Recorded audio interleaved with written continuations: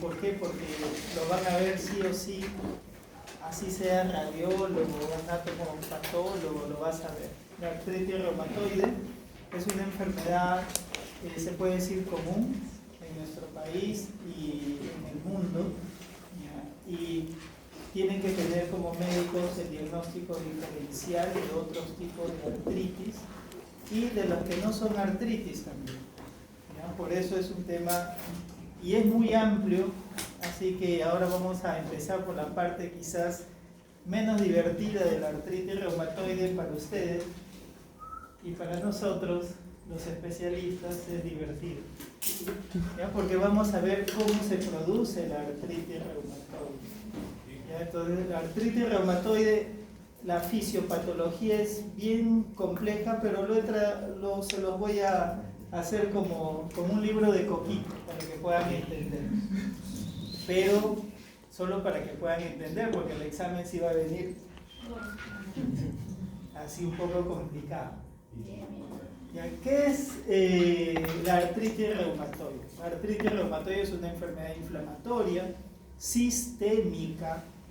¿Por qué sistémica? Porque no solo afecta a las articulaciones, sino también afecta a órganos. ¿Cuáles son los órganos que puede afectar? Por ejemplo, pulmón, corazón, riñón, ¿no? Nervios periféricos, ¿ya? Que lo vamos a ver en la artritis reumatoide 2. Pero su característica más importante es la afectación de estructuras articulares y periarticulares, ¿no? Lo que conmigo ya han hecho la práctica se han dado cuenta que no solo afecta a la parte articular, sino periarticular. Para ello, primero hay que conocer pues algunas cosas importantes sobre una articulación, sobre las membranas, sobre el cartílago, que en la práctica también ahí sus compañeros se han lucido muy bien, ¿no? De cada uno han revisado, ya saben qué es la membrana sinovial, qué es el cartílago. Entonces, la membrana sinovial es una estructura muy importante, es la parte funcional de una articulación, ¿ya? Entonces, ¿dónde se origina la enfermedad? Se origina en la membrana sinovial. Y eso ya les mencioné en la primera clase, que es la osteoartritis. Bueno, quizás muchos no han asistido, pero en la osteoartritis es similar a la artritis reumatoide. Su origen está en la membrana sinovial, ¿ya? Y eso puede ser una pregunta, ¿ya? ¿Qué es lo que...? Primero, la membrana sinovial es una estructura que va a generar la producción de líquido y va a llevar los nutrientes a la articulación, o sea, es el encargado de formar el líquido, de eliminar los desechos. La membrana sinovial se encuentra como la capa interna de la cápsula articular y está en contacto con el líquido sinovial, o sea, con la parte interna de la articulación. La membrana sinovial presenta, se lo estoy trayendo eso porque ahí empieza la fisiopatología de la artritis, por eso tienen que saber sobre la membrana sinovial. La membrana sinovial tiene dos cubiertas, ¿no? O recubiertas. La parte de revestimiento, que está formado por fibroblastos y macrófagos, y la célula más importante son los fibroblastos, ¿no? Se encarga de ¿qué? De sintetizar los componentes importantes de una articulación, el ácido hialurónico, el colágeno y las proteínas de la matriz.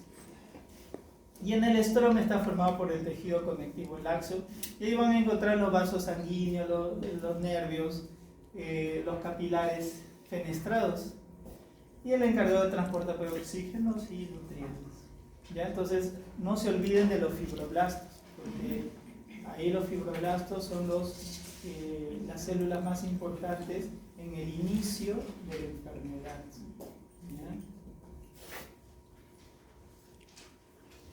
Entonces, cuando hay artritis reumatoide, ¿qué es lo que va a pasar con la membrana?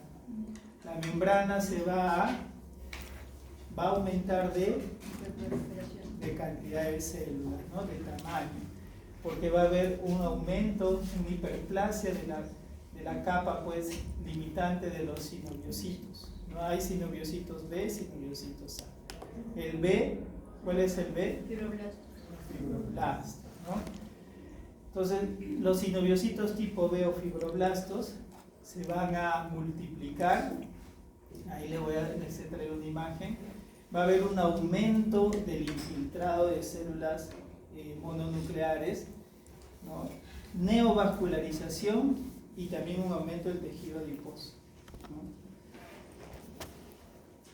Entonces, esa es la característica de una membrana sinovial en artritis reumatoide. Acá está, miren. Ustedes ven la sinovia normal y la sinovia en artritis reumatoide, ¿no? La sinovia normal, en la parte donde está la flecha, de aquí en la histopatología, ¿ve? La sinovia normal y la sinovia en artritis reumatoide.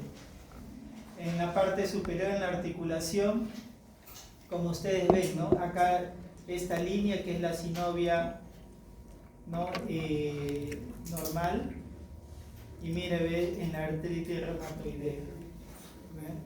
Entonces, ¿qué hay? Hay una proliferación de los fibroblastos, hay un aumento de la cantidad de glóbulos blancos de los leucocitos, ¿no? Hay un incremento de los vasos sanguíneos, una neovascularización y un aumento del tejido graso, ¿no? Entonces, esa es la característica más importante de la membrana sinovial en artritis reumatoide. El cartílago articular. El artritis reumatoide, su daño está en la articulación, ¿no? Empieza en la membrana sinovial, pero cuando el proceso es crónico, va a haber ya una destrucción del cartílago y del hueso subcondral, ¿no? Va a haber lo que se conoce como la erosión. Muy bien. Entonces, para eso hay que conocer un poquito sobre el cartílago articular. Si ustedes ven en la invasión, aquí donde está la flecha, aquí, ¿ves? Esta es la parte ósea y esta es la parte del cartílago, cómo ha invadido, ¿ves? Lo va destruyendo. Los osteoclastos también, cómo van destruyendo el hueso, y los infiltrados inflamatorios, los fibroblastos van destruyendo también, a través de los macrófagos también van destruyendo todo el cartílago. Entonces, el cartílago articular normalmente mide de 2 a 4 milímetros.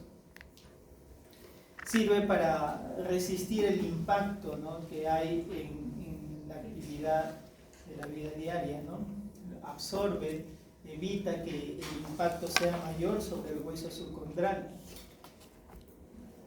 El cartílago, el peso mayor del cartílago, el componente más importante del cartílago es el agua. Entonces, el cartílago tiene más agua que células, ¿no? El 80% es agua. Células solamente es 2 a 5% del volumen, y la única célula que hay en el cartílago es el condrocito. Entonces, y ahí hablamos del colágeno, ¿no? El colágeno más abundante es el tipo 2. Existen varios colágenos, pero el más abundante es el tipo 2. Entonces, acá vemos una representación esquemática de los condrocitos a nivel articular. Están colocados de esa forma, ¿no?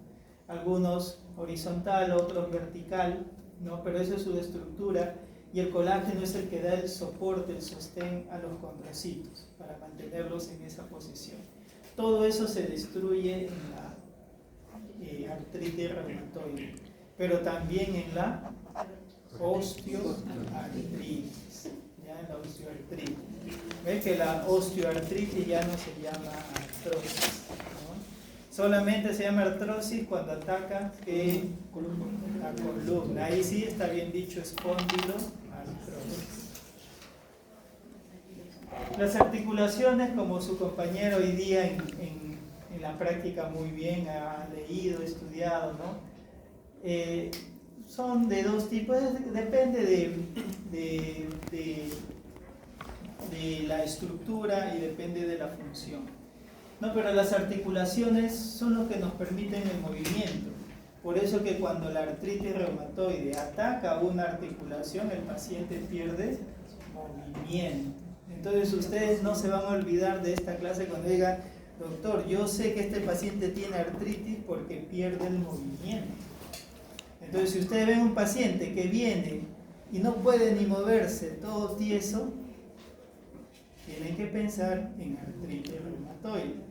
Si ven un paciente que le dices, haz puño, y no puede hacer puño, tienen que pensar que puede ser artritis reumatoide.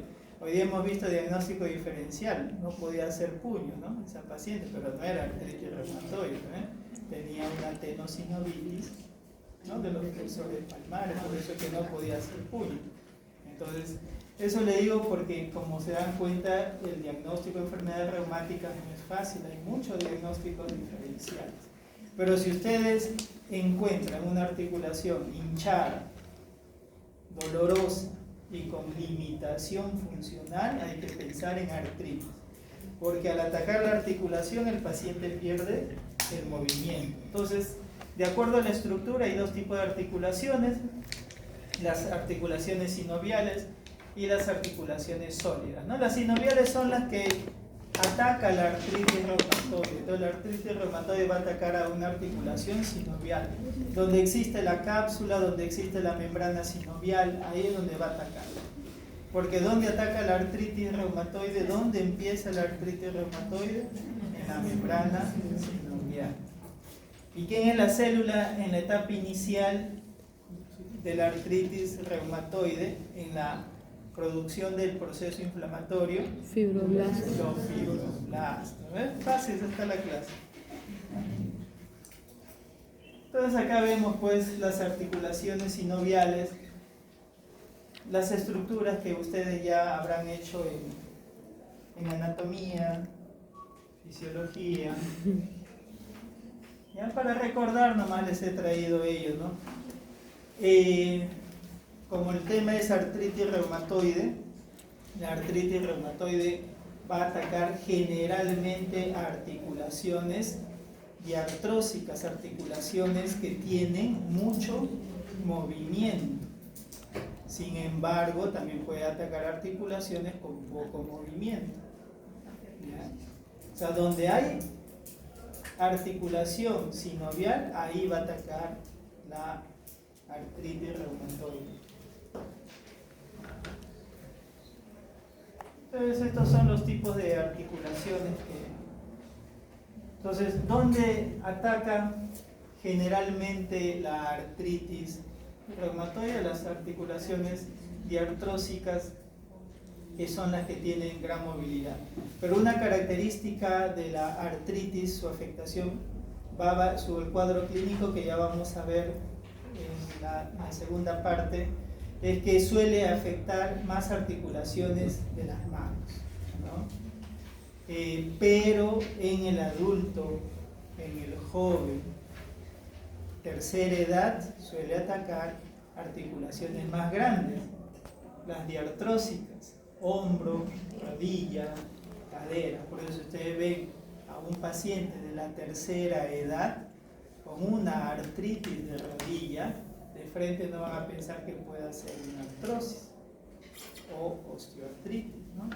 Hay que pensar que puede también tener artritis reumatoide.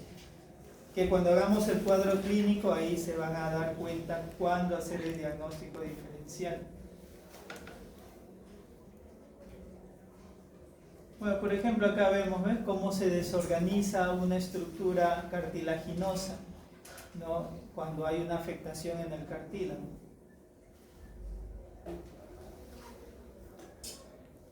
Vamos a ver en quiénes predomina la artritis reumatoide. Predomina en mujeres, ¿ya? 3/1. Y siendo tener artritis en las mujeres, se ha visto o hay estudios sobre asociación con los estrógenos, ¿no? No hay conclusiones todavía bien ciertas, pero incluso en ovarios poliquísticos se puede ver aumento de incidencia de artritis en mujeres con ovario poliquístico, ¿no?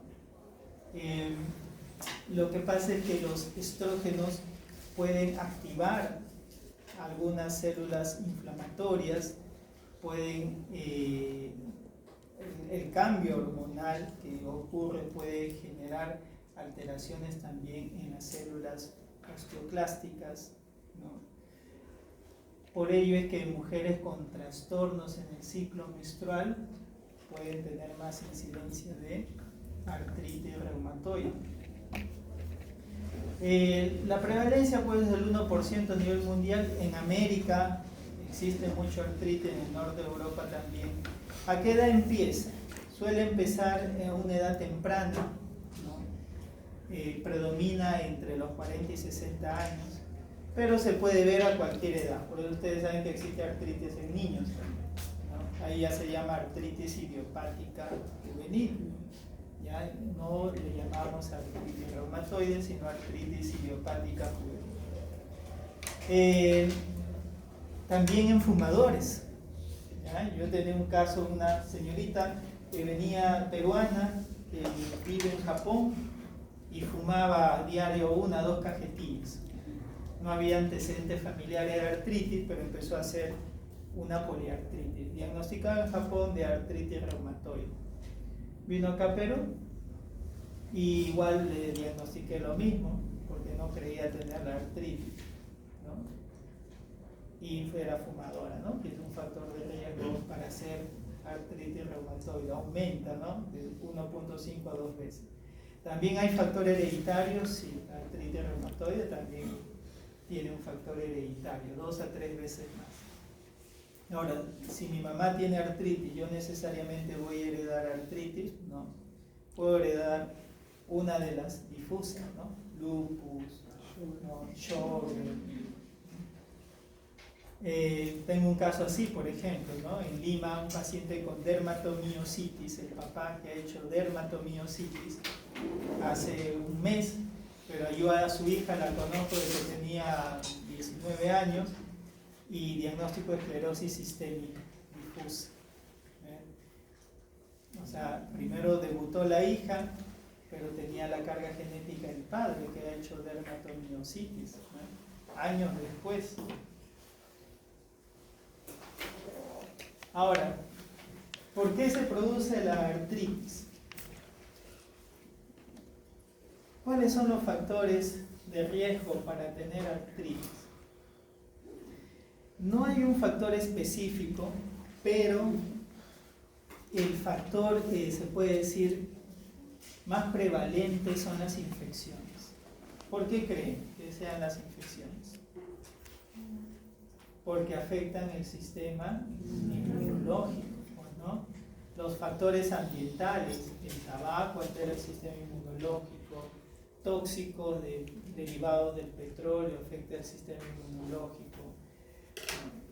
pero los virus y bacterias que estamos en constante contacto es un factor de alta prevalencia y se han encontrado incluso anticuerpos o inmunoglobulinas que nos indica que se ha tenido contacto con uno de estos agentes patógenos. Sin embargo, no se ha encontrado al agente patógeno en la articulación, sino solamente como que hemos tenido contacto. Y no se puede catalogar que sea la causa, pero sí se ha encontrado que está asociado a estos virus. He puesto con ese color al coronavirus porque eso no estaba en las diapositivas cuando dicté la clase, porque no había coronavirus hace años. Pero el coronavirus se ha visto de que está produciendo, después de años de haber tenido el COVID, artritis reumatoide. Y no solo artritis reumatoide, lupus, vasculitis. ¿Ya? O sea, los que han tenido COVID acá, en un futuro puedan tener alguna enfermedad inmunológica, ¿no? Las vacunas también hay estudios a nivel mundial que se están encontrando que las vacunas también están induciendo, pero falta definir más, enfermedades inmunológicas como las artritis reumatoide, lupus, vasculitis. Pero si a mí, por ejemplo, me dio COVID, necesariamente soy candidato a tener una enfermedad como la artritis reumatoide. Existen otros factores que nos predisponen. ¿Cuál es ese factor importante, aparte del factor ambiental? Genético. Puede ser, pero hay algo más que el genético.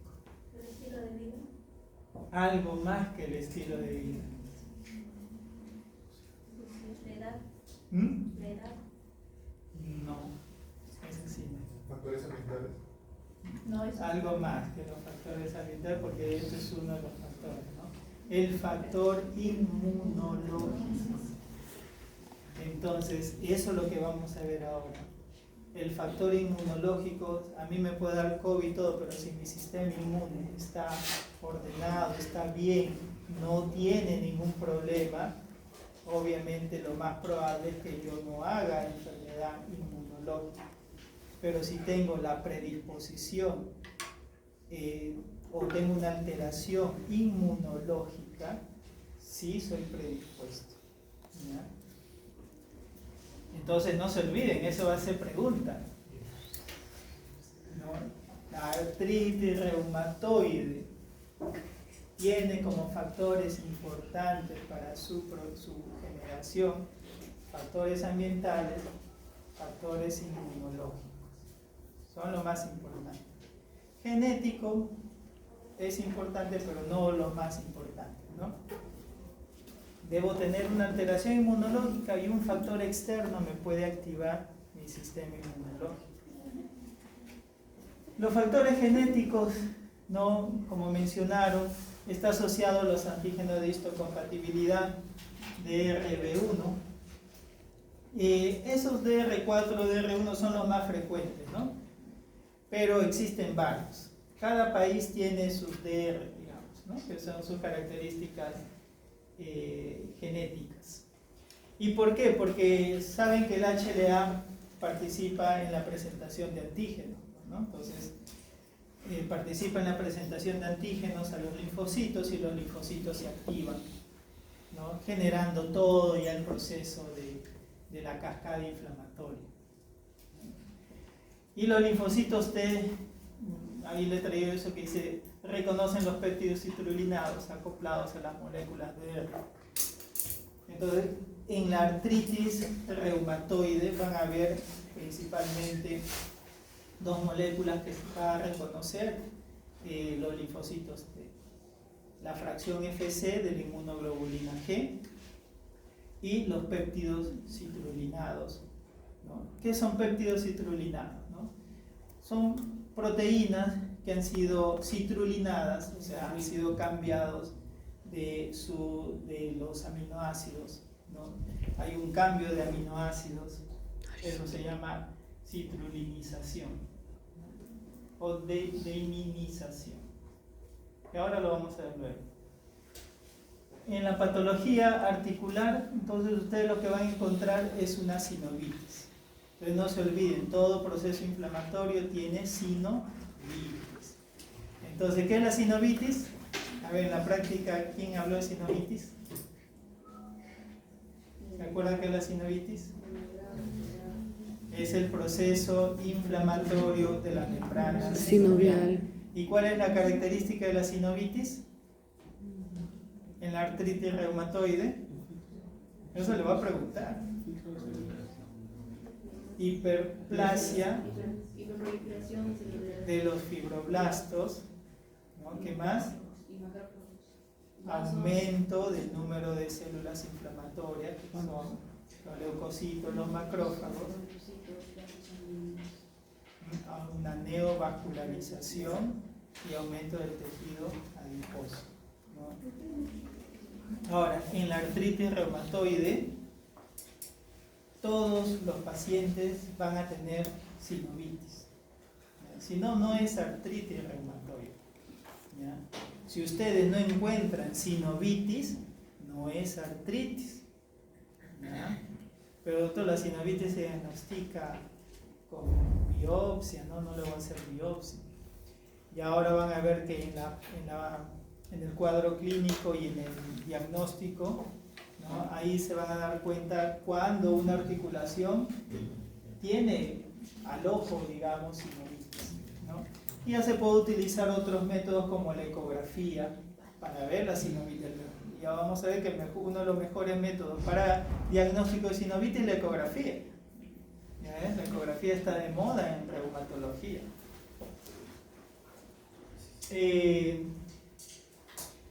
Hay un término ahí que ven pannus, ¿no? El pannus es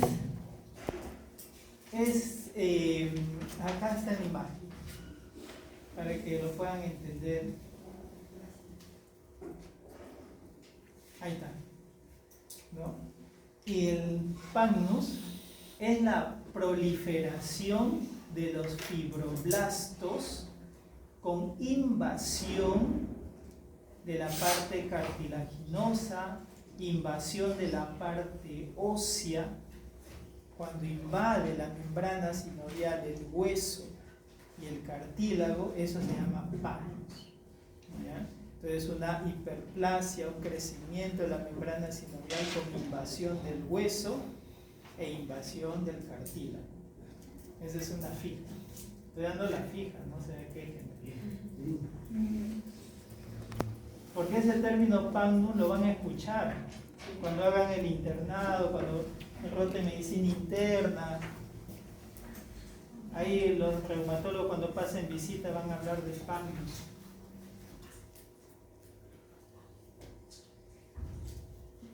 Entonces, como les dije, la primera célula que participa en el proceso inflamatorio, en el cuadro agudo, o sea, cuando empieza la enfermedad, ¿quién es? Fibroblasto. El fibroblasto, ¿por qué? ¿Qué hace entonces el fibroblasto aparte de proliferar, invadir? El fibroblasto tiene varios efectos a través de la liberación de algunas interleuquinas, como interleuquina 6, ¿no? Claro, citoquinas, quimioquinas, que van a atraer a otras células inflamatorias, ¿no? Que ahora les voy a enseñar una imagen para que sea más didáctico, ¿no? Pero para que tengan la idea, entonces el fibroblasto a través de liberación de citoquinas, quimioquinas, ¿no? Factores de crecimiento, va a generar un mayor reclutamiento de células al tejido o a la articulación, va a activar a otros linfocitos también para la activación y reclutamiento de otras células, ¿no? Y eso va a llevar pues al daño de las membranas, daño del cartílago, daño del hueso. También participa en la activación de los osteoclastos, que es el encargado de la destrucción del hueso en la artritis reumatoide.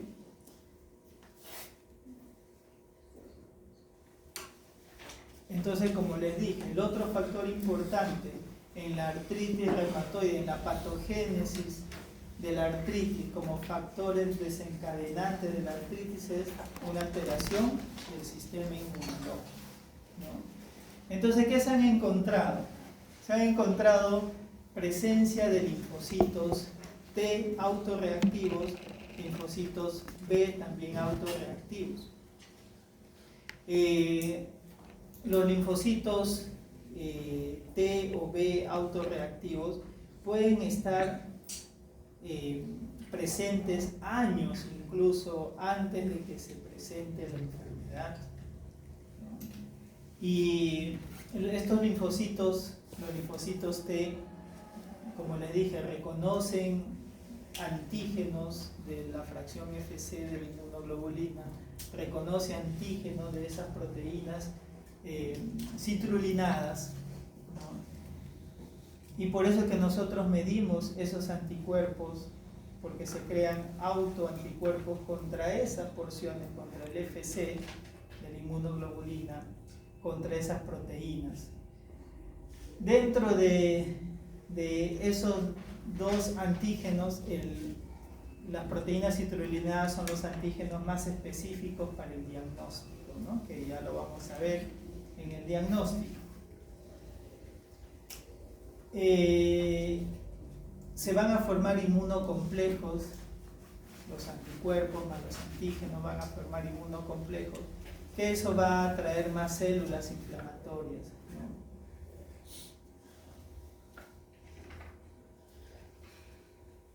En la artritis, para que ustedes, porque eso no amerita preguntarle, no van a ser especialistas, pero lo que se tiene que llevar en la idea es lo siguiente. Como les digo, ¿dónde empieza la enfermedad? En la membrana sinovial. ¿Qué célula es el que inicia el proceso inflamatorio? Los fibroblastos. Fibroblastos, al activarse, va a liberar citoquinas, va a atraer otras células inflamatorias, y como estas células inflamatorias ya tienen un problema, son autorreactivos, son linfocitos anormales, estos van a reaccionar de manera inadecuada frente a estos antígenos, que son la fracción Fc y las proteínas citrulinadas. Al reaccionar, como son muy reactivas, están muy excitadas, van a reaccionar de una manera más intensa que un linfocito normal, formando autoanticuerpos. Entonces, al formar autoanticuerpos, estos autoanticuerpos van a ir a un tejido a través del torrente sanguíneo y van a servir como marcadores, ¿no? Por ejemplo, ese autoanticuerpo, ¿no? Que es el anticuerpo contra la fracción Fc, el anticuerpo contra la proteína citrulinada. Al viajar por el torrente sanguíneo se van a depositar en las membranas sinoviales, porque recuerde que en la membrana sinovial están los vasos sanguíneos de una articulación. Al depositarse ahí, los glóbulos blancos van a llegar a ese tejido, ¿no?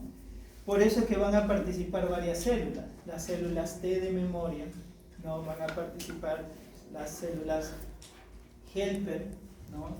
Van a participar los linfocitos B, las células plasmáticas. Si ustedes recuerdan, pues, las que forman los anticuerpos, ¿qué células son? El T, el B. Los linfocitos B, cuando se activan, ¿no? Se vuelven células plasmáticas, y esas son las que forman los autoanticuerpos. También participa el complemento, ¿no?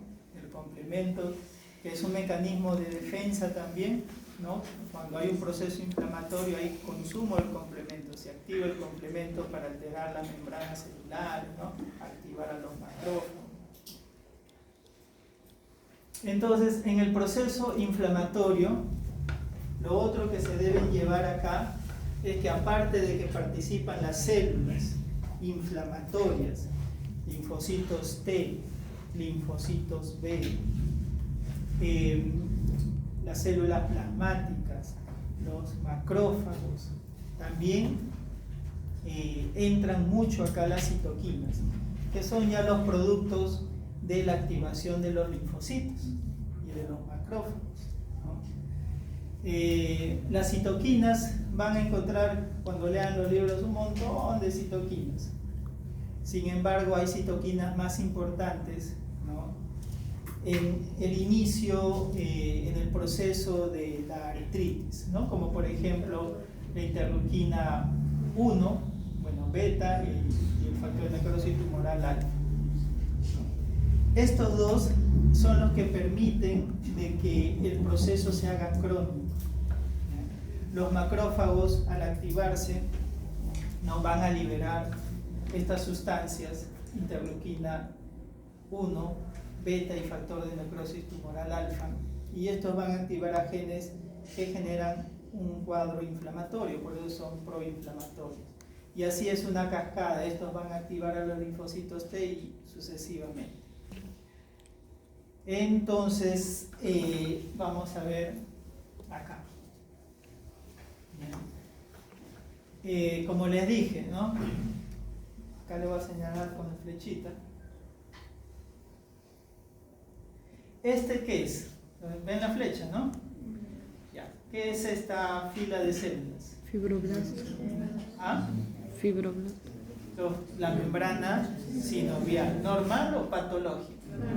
Normal. ¿Y esto? Patológico. Como ven la proliferación, ¿no? Esta proliferación cuando invade el cartílago y invade el hueso, ¿cómo se llama? Pannus. Muy bien, ¿no? Se llama pannus. Entonces el pannus es destructivo, ¿no? Es destructivo, es como un cáncer, como un tumor, invade al hueso, lo destruye. Por eso que en el manejo de artritis reumatoide usamos quimioterapias.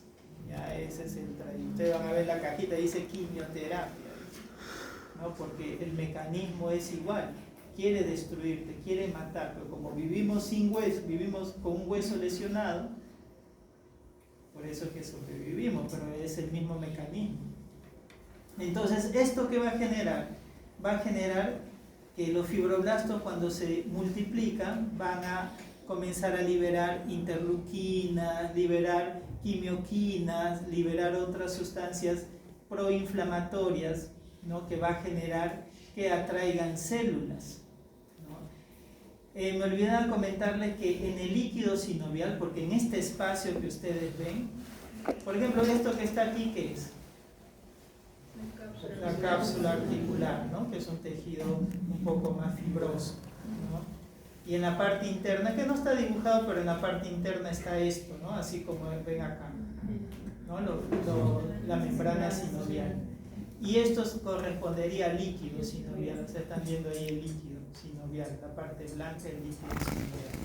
En el líquido sinovial, en la artritis reumatoide, suele aumentar los neutrófilos, ¿ya? Y suele aumentar los fibroblastos.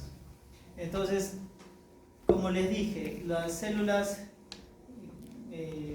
fagocitarias, macrófagos, también los neutrófilos, van a participar liberando citoquinas proinflamatorias, como la interleuquina, el factor de necrosis tumoral alfa, ¿no? Estos, a su vez, ¿qué van a hacer? Van a activar genes proinflamatorios.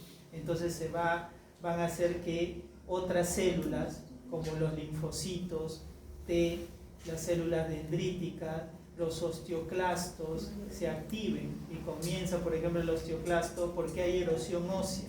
Y eso hace una pregunta. La erosión ósea es debido en la artritis reumatoide a la activación de los osteoclastos por las interleuquinas. ¿Qué interleuquinas participan? 1 beta, interleuquina 6 y factor de necrosis tumoral.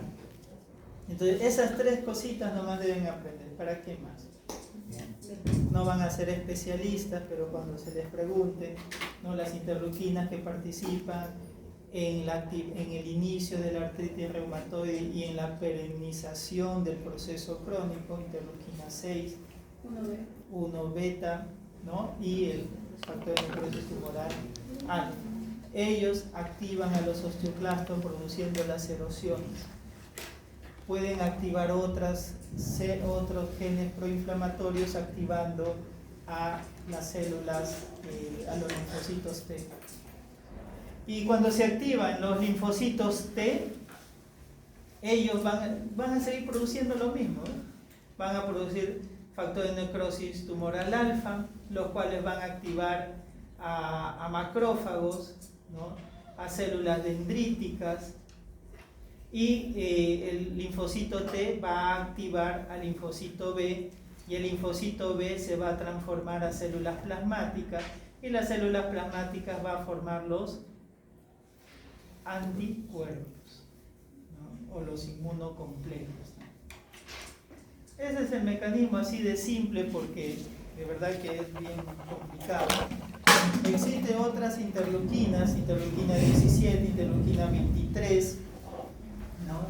Que ustedes van a ver, pero estas son las que deben acordarse, ¿no?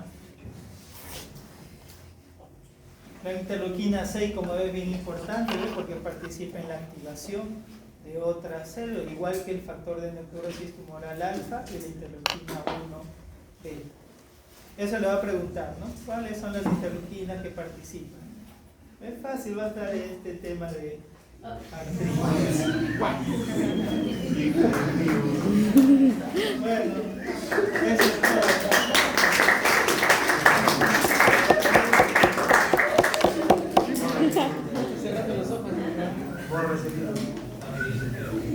¿Hay alguna pregunta? El diagnóstico diferencial, que es lo que deben aprender. Y en cuanto al manejo, vamos a aprender cómo usar los AINES, porque usar droga modificadora de la enfermedad, mientras no sean especialistas, quizás si están muy lejos pueden iniciar hasta que llegue un reumatólogo, ¿no? Pero que tengan el conocimiento cuáles son los fármacos que usamos en artritis reumatoide, porque van a encontrarse con un paciente en su vida como médicos en algún momento, ¿ya? Porque es común. Bueno.